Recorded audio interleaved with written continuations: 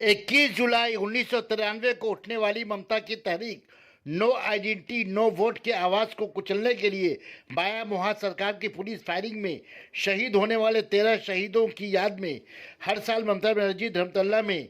खराज अकीदत पेश करती आ रही हैं।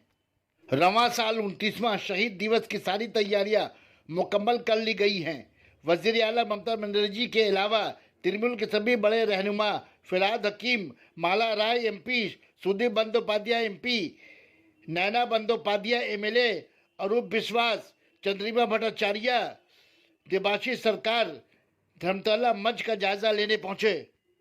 कल धर्मतल्ला की अज़ीमुशान शहीद दिवस रैली से मोदी के खिलाफ उठने वाली ममता की ललकार 2024 में मोदी हटाओ देश बचाओ विधान बचाओ की गूंज बंगाल के साथ साथ मुल्क के दूसरी रियासतों तक सुनाई देंगी और आने वाली 2024 पार्लियामेंट चुनाव में मोदी को मरकज से हटाने के लिए लाए अमल तैयार की जाएंगी।